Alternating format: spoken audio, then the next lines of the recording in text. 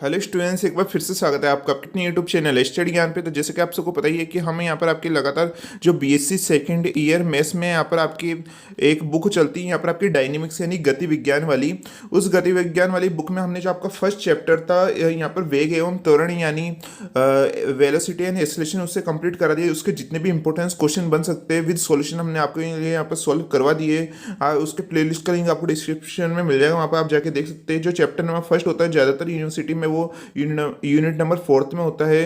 अब बात करते हैं, आज हम यहाँ पर नया चैप्टर स्टार्ट करने वाले। जो सेकंड चैप्टर है यहाँ पर आपका देख सकते हैं सरल रेखीय गति, आज इसे यहाँ पर स्टार्ट करने जा रहे हैं। और यहाँ पर ये देखा गया कि यहाँ पर ये आपकी यूनिट नंबर आपके थर्ड में यहाँ पर ये चैप्टर होता है। तो आज की क्लास यहाँ पर आपके लिए काफ़ी ज़्यादा इंपॉर्टेंट होने वाली है। लगभग इस चैप्टर से रिलेटेड 2-3 क्लासेस आपको देखने को मिलेंगी, जिस 2-3 क्लासेस में लगभग हम यहाँ पर मोस्ट इंपोर्टेंट क्वेश्चन कराने वाले हैं। तो जो कि यहाँ पर यूनिवर्सिटी एग्जाम में काफ़ी बार पूछे गए क्वेश्चन है और इस सवाल भी आने के यहाँ पर चांस बने रहते हैं।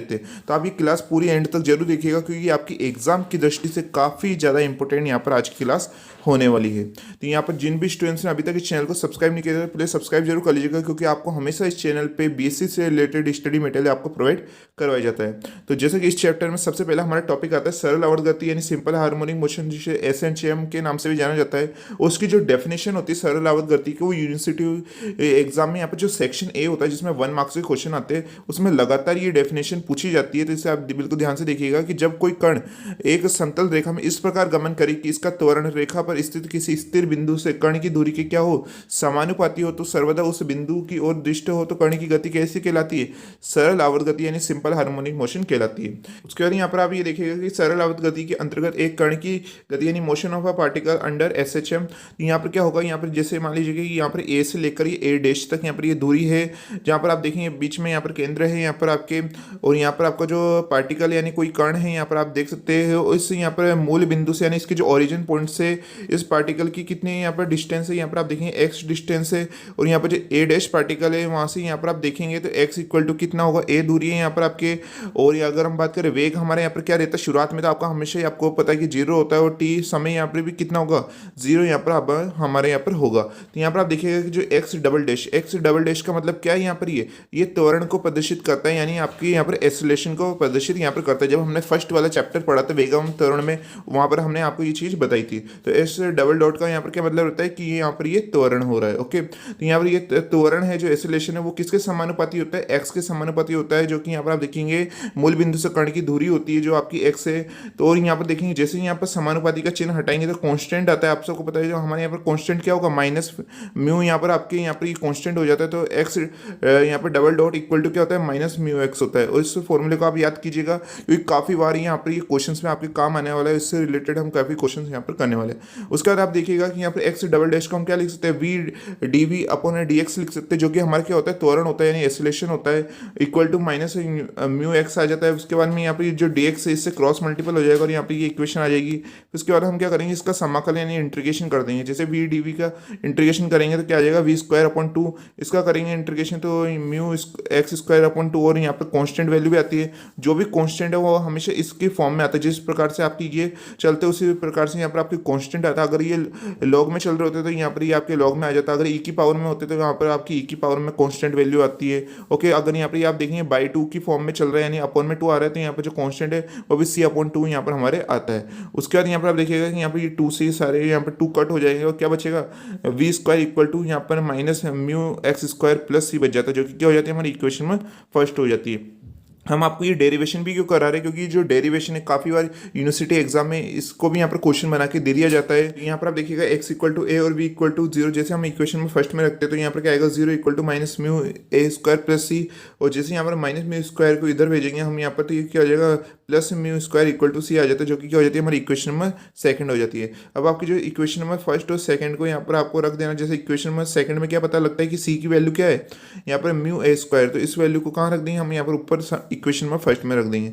जैसे आप इसे इक्वेशन में फर्स्ट में रखेंगे क्या आएगा, we square equal to minus mu square plus mu A square आ जाता है। यहाँ पर हम म्यू को कॉमन ले लेते हैं तो क्या आएगा, we square equal to mu bracket में a square minus x square, जो कि क्या हो जाती है हमारी इक्वेशन नंबर थर्ड हो जाती है। और इस इक्वेशन नंबर थर्ड को यहाँ पर आप काफ़ी इंपॉर्टेंट लगा लीजिएगा, क्योंकि इसी से रिलेटेड हम काफ़ी क्वेश्चन से यहाँ पर करने वाले। और अगर हम इसके बात करें, अगर इसी से हम वी का मान निकालना चाहे तो यहाँ पर क्या होगा, आप देखिएगा कि जैसे ये स्क्वायर है इधर चाहते क्या हो जाएगा, रूट में चेंज चेंज हो जाएगा आपके, तो ये क्या हो जाएगा v इक्वल टू यहाँ पर इक्वल यहाँ पर रूट म्यू और यहाँ पर रूट ए स्क्वायर माइनस एक्स स्क्वायर यहाँ पर आपके आ जाता है। ओके, इस इक्वेशन का भी हमको यहाँ पर काफ़ी क्वेश्चन में यहाँ पर इसका काम आने वाला है। अब इसके बात करें महत्तम वेग की, काफ़ी बार यूनिवर्सिटी एग्जाम में महत्तम वेग से रिलेटेड क्वेश्चन भी पूछ लिए जाते हैं।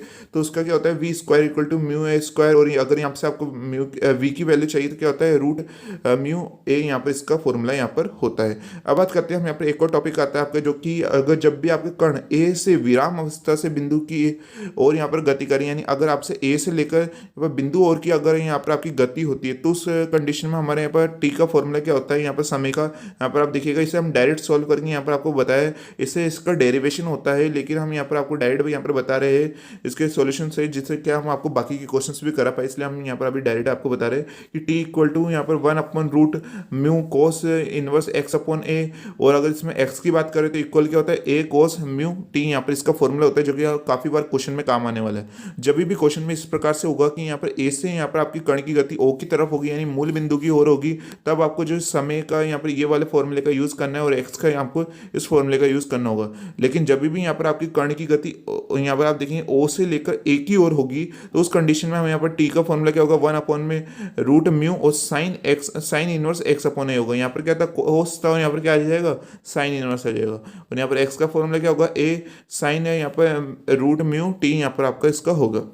अब बात करें इसके आवर्तकाल की, तो इसका आवर्तकाल यानी इसका टाइम पीरियड क्या होता है, इसका फॉर्मूला देखिएगा t equal to 2 pi root यहाँ पर म्यू आपके होता है। इसलिए पहले हमने जितने भी फॉर्मूले होते हैं उसको सॉल्व यहाँ पर आपके लिए करवाया, उसको बताया, क्योंकि जब तक यहाँ पर आपको फॉर्मूले की अच्छी तरह से नॉलेज नहीं होगी आप क्वेश्चन किस प्रकार करेंगे। ओके, उसके प्रकार यहाँ पर बात करते हैं हम, यहाँ पर नेक्स्ट है आवर्ती। आवर्ती क्या होती है एन इक्वल टू म्यू, यहाँ पर आप देखेंगे 1/टी इक्वल टू क्या हो जाता है 1/टी, यानी यहाँ पर हमारी टी की आई थी 2 म्यू, तो इसका यहाँ पर हम उल्टा कर देते, जो कि क्या आ जाता है रूट म्यू अपॉन में 2 यहाँ पर हमारे आवर्ती का फॉर्मूला हो जाता है। तो अब बात करते हैं हम यहाँ पर मोस्ट इंपोर्टेंस क्वेश्चन की, जो कि काफ़ी ज़्यादा यहाँ पर इंपॉर्टेंट होते हैं और ये काफ़ी बार यूनिवर्सिटी एग्जाम में रिपीटेड क्वेश्चन है और इस साल में इनके आने के काफ़ी ज़्यादा चांस बने रहते हैं, इसलिए आप इसे मोस्ट इंपोर्टेंट लगा लीजिएगा और काफ़ी समझने वाले ये क्वेश्चन, इसलिए आप इसे बिल्कुल ध्यान से यहाँ पर समझिएगा और इनकी अच्छी तरह से प्रैक्टिस कर लीजिएगा।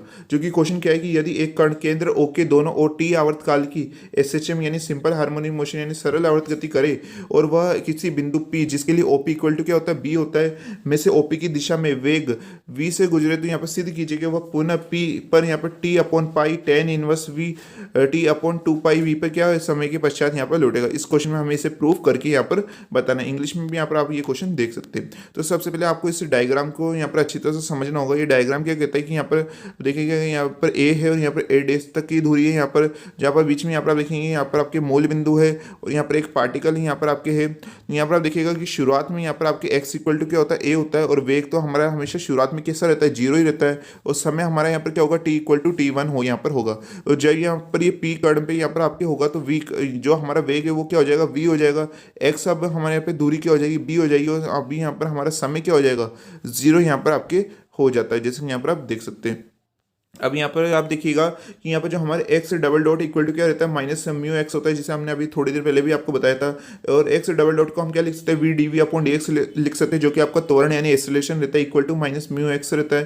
फिर डी एक्स इधर क्रॉस मल्टीपल हो जाएगा तो क्या आ जाएगा v d v equal to minus mu x d x यहाँ पर हो जाता है, जैसे हम इसका वजगुणा कर देते हैं। उसके बाद इसका सिंपली क्या कर देना है समाकलन कर देना है, इसका इंटीग्रेशन कर देना है, तो क्या हो जाएगा वी स्क्वायर अपॉन 2 यहाँ पर minus mu x square upon 2 और यहाँ पर आपके सी अपॉन 2 यहाँ पर आ जाता है। इसलिए जो अभी हमने ऊपर डेरिवेशन कराया था उससे आपको काफ़ी हेल्प हुई होगी इस क्वेश्चन को यहाँ पर समझने में। यहाँ पर आप देख सकते हैं। अब बात करते हैं हम यहाँ पर आपकी शुरुआत में यहाँ पर कर्ण के यहाँ पर दूरी क्या है x इक्वल टू ए और वेग क्या है 0, तो हम यहाँ पर x इक्वल टू ए रख देंगे इस इक्वेशन में और v इक्वल टू हम यहाँ पर 0 रख देते हैं। जैसे यहाँ पर आप रखेंगे क्या इक्वेशन आएगी 0 equal to minus mu A square plus C, और जैसे यहाँ पर ये minus mu A square equal to इधर आएगा तो ये क्या हो जाएगा plus mu A square equal to C यहाँ पर हमारे आ जाता है। और यहाँ पर आप जो ये सी की वैल्यू आई है उसको कहाँ रख देना है, यहाँ पर आपको ऊपर इस इक्वेशन में यहाँ पर आपको रख देना है। जैसे कि यहाँ पर आप देखिएगा यहाँ पर एक स्टेप आप और बढ़ा लीजिएगा, यहाँ पर जैसे ये 2 से यहाँ पर ये 2 कट हो जाएगा। ओके, जैसे हमने ऊपर भी करा था, तो यहाँ पर एक इक्वेशन आ जाएगी v equal to minus mu x square plus C. जैसे हमने ऊपर वहाँ पर भी इक्वेशन लाई थी वैसे ही यहाँ पर ये आपकी इक्वेशन आ जाएगी, जैसे कि आप देख सकते हैं। और अब आपको यहाँ पर जो सी की वैल्यू आएगी उसको कहाँ रख देना है, इस सी की जगह यहाँ पर आपको रख देना है। जैसे आप रखेंगे तो क्या आ जाएगा, v square equal to minus mu x square plus mu A square यहाँ पर आ जाएगा। जहाँ पर हम क्या करेंगे, म्यू को कॉमन ले लेंगे तो ब्रैकेट में क्या आ जाता है, ए स्क्वायर माइनस एक्स स्क्वायर यहाँ पर आ जाता है, जो कि क्या हो जाती है, हमारी इक्वेशन में फर्स्ट हो जाती है। अब यहाँ पर आप देखेंगे कि अगर हमारे जो कर्ण है वो ओ से कहाँ से गति करे, एक ही हो रहा है, अगर हमारे यहाँ पर गति करे तो उस कंडीशन में यहाँ पर क्या होगा, यहाँ पर अभी हमने बताया था कि v इक्वल टू क्या होता है, रूट ए स्क्वायर माइनस एक्स स्क्वायर होता है, जो कि ऊपर ही हमने यहाँ पर आपको फॉर्मूला बता दिया था। और v को हम क्या लिख सकते हैं, यहाँ पर जो हमारा वेग है यानी वेलोसिटी है D x upon D T हम लिख सकते हैं। उसके बाद में क्या होगा, यहाँ पर रूट म्यू है, रूट म्यू ही यहाँ पर आपकी इसके अपॉन में यहाँ पर आ जाएगा, तो क्या हो जाएगा वन अपॉन रूट म्यू, यहाँ पर वन अपॉन में रूट ए square minus x square D X, जैसे हम इसको भी अपॉन में ले आते हैं, और इक्वल टू डी टी यहाँ पर हमारे आ जाता है। और यहाँ पर आप देखिएगा जब इसे हम यहाँ पर आगे सॉल्व करते हैं तो यहाँ पर इंटीग्रेशन भी हम लगा देते हैं, इंटीग्रेशन यानी समाकलन जहाँ जिसकी लिमिट क्या है, बी से लेकर ए है। और अगर हम बात करें इस डी टी की भी लिमिट लगा देते हैं, जो कि क्या है, 0 से लेकर T1 तक हमारी ये लिमिट यहाँ पर होती है। उसके बाद क्या होगा, यहाँ पे जो आप अच्छी तरह से जानते हैं, आप सबने 12th में फॉर्मूला पढ़ रखे कि वन अपॉन में रूट ए स्क्वायर माइनस एक्स स्क्वायर क्या होता है, साइन इनवर्स एक्स अपॉन ए होता है। इसे हमने यहाँ पर लिख दिया है, जो कि इसका हमारा इंटीग्रेशन हो चुका है। और डी टी का इंटीग्रेशन यानी समाकलन क्या होगा, टी यहाँ पर हमारे होता है। फिर क्या होगा कि यहाँ पर आप देखिएगा, यहाँ पर जो ए की वैल्यू सबसे पहले आपको इसमें रखनी होगी, तो एक्स की जगह जैसे ए रखेंगे तो ए अपॉन ए तो क्या बना देगा, 1 बना देगा। फिर आपको बी की वैल्यू इसमें रखनी होगी, तो बी अपॉन ए यहाँ पर आ जाता है। और जब भी लिमिट रखते हैं तो बीच में माइनस आता है, आपको अच्छी तरह से पता है। फिर यहाँ पर क्या होगा, T1 माइनस यहाँ पर 0 हम जैसे लिमिट रखेंगे और यहाँ पर हम डायरेक्ट लिख देते हैं T1 इससे, ओके। फिर उसके बाद क्या होगा कि साइन इनवर्स 1, साइन इनवर्स 1 यानी साइन में 1 वैल्यू किसकी होती है, पाई/2 यानी 90 डिग्री की होती है, तो पाई/2 लिख देते हो। इधर sine inverse B upon A यहाँ पर आ जाता है इक्वल टू T1 यहाँ पर हमारे होता है। उसके बाद क्या है कि पाई/2 में से यहाँ पर ये साइन इनवर्स माइनस हो रहा है, यानी 90 माइनस यहाँ पर आपके साइन इनवर्स यहाँ पर आता है। और आप अच्छे से जानते हैं ये किस में चेंज हो जाता है, 90 में से यहाँ पर अगर साइन माइनस होता है यहाँ पर हमारे, तो ये कॉस इनवर्स यहाँ पर हमारा बन जाता है, जो कि होता है cos inverse B upon a equal to T1 हमारे यहाँ पर आ जाता है। उससे पहले यहाँ पर आप एक इक्वेशन देखिएगा कि पी पर आपका वेग क्या रहता है। अगर आप देखेंगे तो पी पर हमारा वेग क्या था, यहाँ पर एक्स इक्वल टू बी यहाँ पर हमारे आ रहा था पी पे, तो x इक्वल टू बी पे हम यहाँ पर क्या निकालेंगे, हमारे यहाँ पर वेग निकालेंगे यानी वेलोसिटी। तो v इक्वल टू क्या होएगा, यहाँ पर आपके रूट म्यू यहाँ पर रूट में a square minus B square, जैसे कि यहाँ पर आप देख सकते हैं यहाँ पर क्या था, v इक्वल टू यहाँ पर रूट म्यू रूट में a square minus x square होता था, एक्स की जगह हमने क्या माना, बी माना, तो ये क्या हो जाएगा ए स्क्वायर माइनस बी स्क्वायर हो जाएगा, जैसे कि आप देख सकते हैं।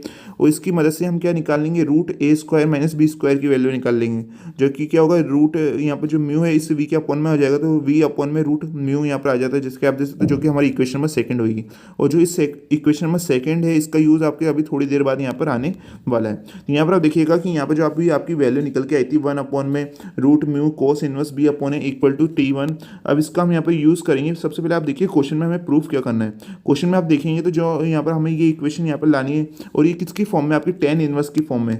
लेकिन अभी यहाँ पर आप देखेंगे जो हमारी इक्वेशन चल रही है वो तो कोस इनवर्स की फॉर्म में चल रही है, यानी इस कोस को पहले हमें टेन इनवर्स में यहाँ पर चेंज करना पड़ेगा। ये आप हमेशा याद रखिएगा कि जो कोई सा भी आप क्वेश्चंस कर रहे हैं उसको आपको क्वेश्चन में प्रूफ क्या करना है, उसके अकॉर्डिंग आपको जो बाकी की स्टेप यहाँ पर आपकी चलती जाती है।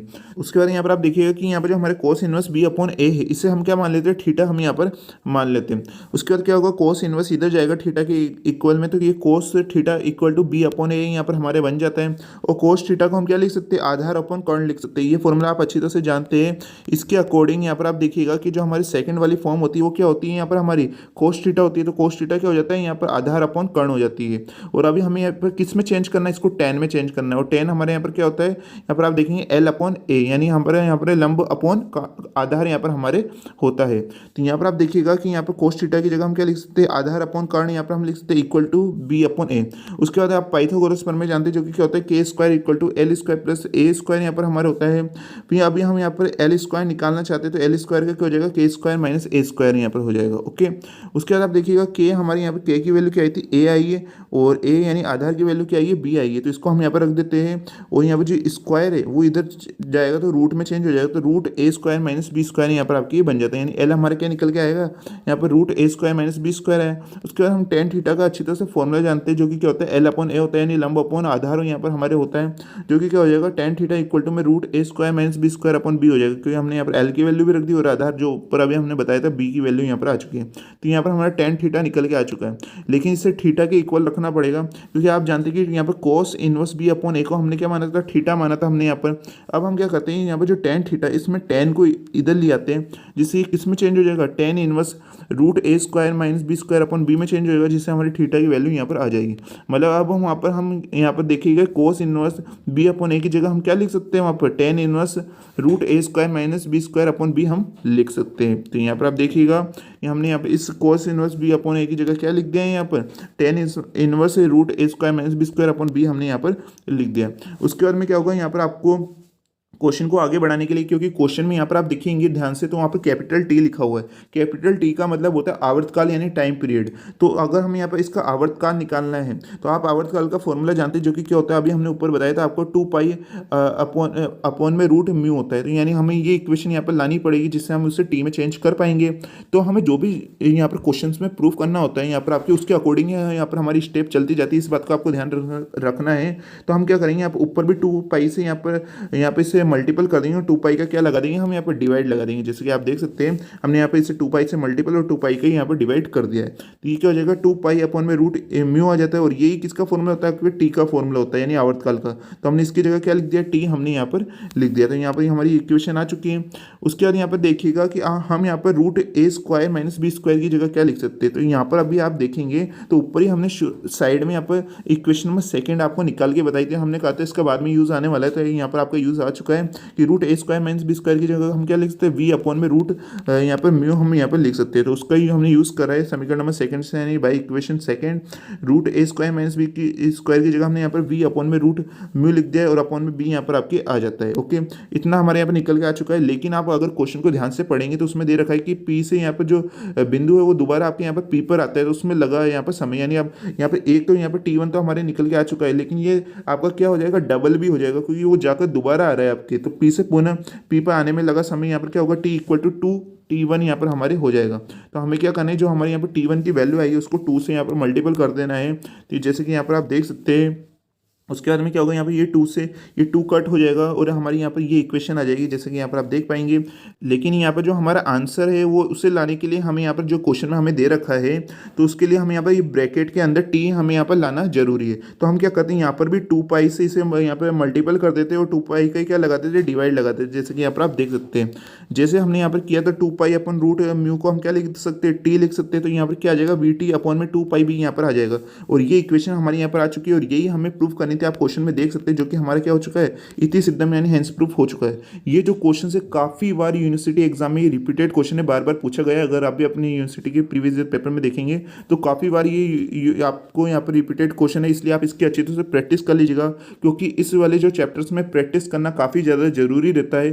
तो आप इनकी अच्छी तरह से प्रैक्टिस कर लीजिएगा। प्रैक्टिस के लिए हमने चाहे तो आप अभी यहाँ पर समझ सकते हो, इससे अगर आपको नोट डाउन करना है तो इसकी जो पीडीएफ है, आपको जो हमारे टेलीग्राम चैनल है मैथ्स बाय ए स्टडी ज्ञान के नाम से, अभी थोड़ी देर बाद ही हम इसकी जो पीडीएफ है हमारे टेलीग्राम चैनल पे आपको प्रोवाइड करवा देंगे, वहाँ पर जाके आप देख सकते हैं। उससे पहले हमने यहाँ पर आपको जो वेलोसिटी एंड एक्सेलरेशन जो वेग एवं त्वरण वाला चैप्टर था, उसकी भी पीडीएफ हमने हमारे टेलीग्राम चैनल पे प्रोवाइड करवा दी है, जाके आप देख लीजिएगा, और अगर आपको क्लासेस के थ्रू उसे समझ लीजिएगा। ओके, अब बात करते हैं हम यहाँ पर नेक्स्ट क्वेश्चन की।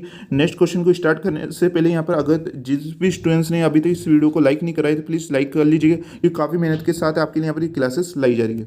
यहाँ पर आप ये क्वेश्चन देख सकते जो कि नेक्स्ट क्वेश्चन क्या है, एक कण एसएचएम के अंतर्गत एक सरल रेखा में गमन करता है, विराम स्तर से चलने के पश्चात एक सेकंड में यह ए दूरी चलता है और अगले सेकंड में उसी दिशा में बी दूरी चलता है, तो सिद्ध कीजिए कि गति का आयाम 2a स्क्वायर अपॉन यहाँ पर 3a माइनस बी, और आवर्तकाल क्या हो जाएगा 2 पाई यहाँ पर सेक इनवर्स यहाँ पर b माइनस ए 2a यहाँ पर आपके होता है। इसे आपको प्रूफ करके दिखाना है। ये भी काफ़ी मोस्ट इंपोर्टेंट क्वेश्चन है, इस साल इसके आने की काफ़ी ज़्यादा यहाँ पर चांस बने रहते हैं, और इंग्लिश में भी यहाँ पर आप ये क्वेश्चन यहाँ पर देख सकते हैं। अब सॉल्यूशन में क्या होगा, यहाँ पर आप बिल्कुल ध्यान से देखिएगा कि यहाँ पर जो हमारे यहाँ पर ए पार्टिकल है, यहाँ पर हमारे मूल बिंदु है, यहाँ पर जो ओरिजिन है वो इसके बीच में यहाँ पर आपके 2 पार्टिकल, एक तो पी है और एक यहाँ पर आपका क्यू यहाँ पर आपके कण होगा। यहाँ पर आप देखेंगे ए से लेकर जो पी पार्टिकल है उसके बीच में आपकी दूरी क्या होगी, ए दूरी होगी, और पी से लेकर क्यू के बीच में यहाँ पर आपकी दूरी कितनी होगी, बी यहाँ पर आपकी हो जाती है। और अगर इस पूरी की दूरी बात करें यहाँ पर मूल बिंदु से लेकर ए पार्टिकल तक की, तो उसकी दूरी कितनी होती है, डी यहाँ पर हमारी होती है। शुरुआत में यहाँ पर आप देखेंगे ए पर हमारे यहाँ पर जो समय रहेगा वो क्या रहेगा, 0 सेकेंड रहेगा, और यहाँ पर पी पर क्या हो जाएगा 1 सेकंड हो जाएगा और क्यू पर क्या हो जाएगा, इस सेकंड यहाँ पर आपके 2 सेकंड यहाँ पर आपके हो जाते हैं। उसके बाद हम इनकी दूरी की बात करें तो x इक्वल टू क्या होगा, तो यहाँ पर आप देखेंगे इस जीरो से लेकर पूरा d यहाँ पर आ रहा है, तो यहाँ पर हमारी दूरी क्या हो जाती है, नॉर्मल सी बात है कि वो d यहाँ पर हमारी होती है। उसके बाद हमें इस p बिंदु तक दूरी निकालनी है, तो हम क्या करेंगे, इस अगर d में से यहाँ पर जो ऊपर d है उसमें से a को माइनस कर देंगे तो हमारी x की दूरी आ जाएगी, जो कि क्या हो जाती है, d माइनस a हो जाती है। अब हमें यहाँ पर इसकी दूरी यहाँ पर निकालनी है, तो हम क्या करेंगे, इस d में से यहाँ पर जो इस a और b के प्लस को हम करके d में से माइनस कर देते तो हमारे यहाँ पर x की दूरी यहाँ पर आ जाती है। तो इस डायग्राम को आपको अच्छी तरह समझ लेना है, क्योंकि अब आप जब यहाँ पर इसके डायग्राम को बनाएंगे तभी आप इन क्वेश्चंस को अच्छी तरह समझ पाएंगे और इन क्वेश्चंस को सॉल्व कर पाएंगे। ओके, इसलिए इस चैप्टर में आपको ये डायग्राम बनाना काफ़ी ज़्यादा जरूरी यहाँ पर होता है। उसके बाद क्या है, यदि आपका जो कण है वो कैसा गति करता है, एसएचएम यानी सिंपल हार्मोनिक मोशन है, सरल आवर्त गति करता है, तो यहाँ पर आप देखेंगे तो यहाँ पर हमारे एक्स इक्वल टू क्या आता है, D cos root mu T आता है, जिसे हम भी हमने यहाँ पर आपको बताया था। आप देखेंगे तो यहाँ पर ऊपरी फॉर्मूले में हमने बताया था x equal to a cos root mu t है, जो कि यहाँ पर हमारी एक्स की दूरी होती है। और यहाँ पर आप देख सकते हैं कि यहाँ पर हम वहाँ पर ए की जगह क्या लिख सकते हैं, डी लिख सकते हैं, क्योंकि यहाँ पर वहाँ पर हमारी जो दूरी थी वो ए थी, लेकिन यहाँ पर जो हमारी दूरी आ रही है वो क्या आ रही है, डी आ रही है। तो हमारे यहाँ पर क्या हो जाता है, x equal to d cos root mu t यहाँ पर हमारी हो जाता है। लेकिन अगर आप देखेंगे, अगर जब हमारा टी इक्वल टू क्या हो, 1 सेकेंड हो, जब यहाँ पर अभी तो एक्स इक्वल टू डी था, लेकिन जब यहाँ पर आपका टी क्या हो, यहाँ पर 1 सेकेंड पर हो और एक्स इक्वल टू क्या हो, डी माइनस ए हो, यानी एक तरह से आप कह सकते हैं जब आपका कर्ण किस पे हो, पी बिंदु पर हो, तो यहाँ पर हमारे आप देखेंगे एक्स की जगह अब हम क्या लिख सकते हैं, डी माइनस ए लिख सकते हैं। और यहाँ पर हम आप देखेंगे तो कोस रूट यहाँ पर आपके म्यू यहाँ पर आपके आ जाता है, और टी की जगह क्या आएगा, यहाँ पर 1 आ जाता है, जैसे कि 1 सेकंड है तो यहाँ पर 1 से मल्टीपल होकर आपकी यही इक्वेशन यहाँ पर आ जाएगी, जो कि क्या हो जाती है, हमारी इक्वेशन में फर्स्ट यहाँ पर हो जाती है।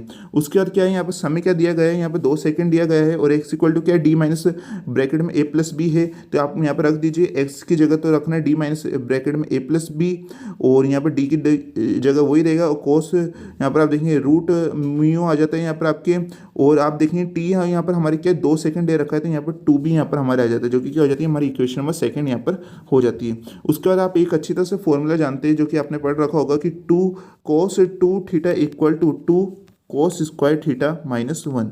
ये आपने 12th क्लास में ये फॉर्मूला पढ़ा होगा, तो उसी का हम यूज़ कर यहाँ पर करने वाले हैं। आप इसे साइड में भी लिख सकते हैं, जो कि हम क्या करेंगे, वहाँ पर थीटा की जगह यहाँ पर हमारे रूट दे रखा है, रूट म्यू, तो कोस 2 रूट म्यू का फॉर्मूला हमारे क्या बन जाएगा, 2 cos square root mu minus 1 हमें यहाँ पर बन जाता है। फिर हम क्या करते हैं, दोनों तरफ इस यहाँ पर भी और यहाँ पर भी हम दोनों तरफ यहाँ पर डी स्क्वायर से मल्टीपल कर देते हैं। यहाँ पर भी डी स्क्वायर से मल्टीपल कर दिया, और यहाँ पर भी देखेंगे यहाँ पर भी डी स्क्वायर और यहाँ पर भी डी स्क्वायर से ये मल्टीपल हो चुका है। उसके बाद में क्या होगा कि यहाँ पर जो हमारी इक्वेशन आई है, इसको हम क्या लिख सकते हैं, डी ब्रैकेट में डी कोस 2 रूट म्यू हम लिख सकते हैं, जो कि यहाँ पर आप देखेंगे मल्टीपल होकर दोबारा यही बना देता है। और ऐसा हमने क्यों किया अभी आपको पता लगेगा। उसके बाद में क्या है, यहाँ पर d square cos square root mu को हम क्या लिख सकते हैं, डी कोस रूट म्यू का होल स्क्वायर लिख सकते हैं, बिल्कुल लिख सकते हैं, माइनस डी स्क्वायर यहाँ पर आ जाता है, जो कि क्या हो जाता है, हमारी इक्वेशन नंबर 3 हो जाती है। अब यहाँ पर आपको जो इक्वेशन नंबर 3 में जितनी भी वैल्यू आपको चाहिए वो आपको इक्वेशन नंबर फर्स्ट और सेकंड में यहाँ पर आपको देखने को मिल जाएगी। जैसे कि यहाँ पर आप देख सकते हैं इक्वेशन नंबर फर्स्ट में यहाँ पर हमें यहाँ पर इसकी इक्वेशन मिल जाती है, और यहाँ पर हमें इसकी इक्वेशन यहाँ पर मिल जाती है, जिसे हम वहाँ पर रख देते हैं। तो यहाँ पर आप देख सकते हैं कि यहाँ पर डी कोस 2 रूट म्यू की जो वैल्यू है आपको इस इक्वेशन में सेकंड में मिल जाएगी, डी माइनस ब्रैकेट में ए प्लस बी, और डी कोस रूट म्यू की वैल्यू आपको कहाँ मिल जाएगी, इक्वेशन में फर्स्ट में मिल जाएगी, जो कि हमने लिखा था डी माइनस ए। अब इसे सॉल्व कर लीजिए, जो ये डी है इन अंदर से मल्टीपल होएगा तो क्या आ जाएगा, D square minus D A minus D B आ जाएगा, और डी माइनस ए स्क्वायर के होल स्क्वायर को हम सॉल्व करेंगे तो क्या आ जाएगा, डी स्क्वायर प्लस ए स्क्वायर माइनस 2ad यहाँ पर हमारे आ जाएगा। और फिर जब आप इसे और सॉल्व करते हैं, जैसे माइनस डी स्क्वायर को इधर ले आते हैं आप, तो प्लस डी स्क्वायर यहाँ पर आपके चेंज हो जाता है। इस 2 को आपको इन अंदर से यहाँ पे जो वैल्यू सबसे मल्टीपल आपको कर देना है। यहाँ पर क्या होगा कि यहाँ पर ये डी स्क्वायर है और ये डी स्क्वायर क्या हो जाएगा, 2d स्क्वायर हो जाएगा, और यहाँ पर इक्वल टू में भी 2d स्क्वायर दे रखा है, तो ये आपस में सब कट जाता है। उसके बाद यहाँ पर आप देखिएगा कि जो -4ad को है इसको हम इधर ले आएंगे इक्वल टू के इधर, तो ये माइनस यहाँ पर +4ad में चेंज हो जाएगा। इस -da को हम यहाँ पर -ad भी लिख सकते हैं, आगे पीछे कोई टेंशन नहीं है। यहाँ पर db को हम यहाँ पर -bd लिख सकते हैं, इक्वल में यहाँ पर आपके क्या रहता है 2 2a² यहाँ पर रहता है।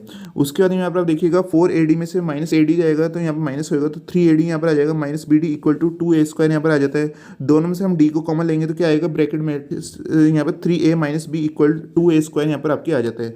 और इसकी वैल्यू से हम अगर D की वैल्यू निकालना चाहे, जैसे कि हम 3a² - b को हम इसके अपॉन में ले जाते हैं, तो हमारे यहाँ पर D की वैल्यू क्या निकल के आएगी, D इक्वल टू में 2a² अपॉन में यहाँ पर 3a - b यहाँ पर निकल के आ जाता है, जो कि क्या होता है हमारे यहाँ पर आयाम होता है। आपको अच्छी तरह से पता है D हमारे यहाँ पर क्या होगा, आयाम होगा।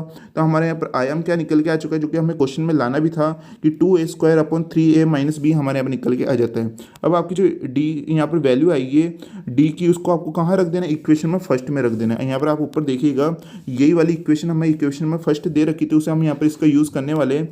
तो यहाँ पर अभी हमने D की वैल्यू निकाली, क्या निकाली, 2a² अपॉन में 3a - b निकाली। यहाँ पर D की वैल्यू उसे भी यहाँ पर हम रख देते हैं। फिर इसे सॉल्व कर लेना है कि जैसे हम इसका एलसीएम लेंगे तो आपकी ये इक्वेशन आ जाएगी। एलसीएम लेके आपको सॉल्व कर लेना है सिंपल। उसके बाद यहाँ पर आप देखिएगा कि यहाँ पर 3a - b से 3a - b कट हो जाएगा, और यहाँ पर इसको a को अंदर मल्टीपल कर देंगे तो क्या आ जाएगा, 2a² - 3a² plus ab equal में 2a² कोस रूट म्यू यहाँ पर आपके आ जाता है। फिर यहाँ पर 2a² में से -3a² जाएगा तो क्या आ जाएगा आपके -a², तो ab -a² हो जाएगा। और ये इक्वेशन बेसिक वैसे यहाँ पर रहती है। फिर यहाँ पर आप देखिएगा कि ab और -a² में से हम a को कॉमन ले लेंगे, ब्रैकेट में क्या आ जाएगा, b - a upon 2a² equal to cos root mu यहाँ पर आ जाता है। उससे फिर हम इस कोस को इक्वल टू इधर ले आएंगे तो ये कोस इनवर्स में चेंज हो जाएगा। उससे पहले हम इस a से a² यहाँ पर आपके कट हो जाएगा, इधर क्या आ जाएगा, कोस इनवर्स b - a अपॉन में 2a इक्वल टू क्या आ जाता है आपके रूट म्यू यहाँ पर आ जाता है। अब हमें यहाँ पर आवर्तकाल निकालना है, क्योंकि क्वेश्चन में हमें यही प्रूव करना था। तो आवर्तकाल का फॉर्मूला आप अच्छी तरह से जानते हैं, t इक्वल टू 2 अपॉन में रूट म्यू होता है। और अभी हमने यहाँ पर रूट म्यू की वैल्यू निकाली, उसे हम यहाँ पर रख देते हैं जैसे कि आप देख सकते हैं। और जैसे हमें यहाँ पर आप देखेंगे 1 अपॉन कोस, आप अच्छी तरह से जानते हैं 1 अपॉन कोस थीटा क्या होता है, सेक थीटा होता है। तो उसी प्रॉपर्टीज़ का यूज़ हम यहाँ पर करने वाले हैं। तो यहाँ पर 1 अपॉन जो cos inverse b - a upon 2 है, इसको हम क्या लिख सकते हैं, sec inverse b - a upon 2 हम यहाँ पर लिख सकते हैं। तो यहाँ पर हमारे क्या आ चुका है, टी यानी आवर्तकाल का हमारे यहाँ पर ये फॉर्मूला आ चुका है। आई होप आज की यहाँ पर आपको क्लास पसंद आई होगी। काफ़ी इंपॉर्टेंट ये क्लास थी, और ये हमारे ये क्वेश्चन भी हैंड्स प्रूफ यहाँ पर हो चुका है, इतनी सिद्धम हो चुका है। आज की क्लास को आप अच्छी तरह से यहाँ पे इसके तैयार कर लीजिएगा, इसकी जितनी हो सके प्रैक्टिस इन क्वेश्चंस की कर लीजिएगा। आपकी बुक में इससे रिलेटेड और भी क्वेश्चन दे रखे हैं, उन्हें भी आप सॉल्यूशन कर लीजिएगा प्रैक्टिस के लिए। और इसकी जो पीडीएफ है आपको हमारी जो Telegram channel maths by study ज्ञान के नाम से वहाँ पर आपको प्रोवाइड हो जाएगी। और उसके बाद हमने एक को यहाँ पर इसी चैप्टर से रिलेटेड एक और क्लास लाने वाले, वो भी आपके लिए यहाँ पर काफ़ी इंपॉर्टेंट होने वाली है, उसे भी आप जरूर देख लीजिएगा। तो हम वीडियो का लिंक आपको डिस्क्रिप्शन में मिल जाएगा। तो मिलते हैं नेक्स्ट वीडियो में, तब तक के लिए पढ़ते रहिए, सीखते रहिए।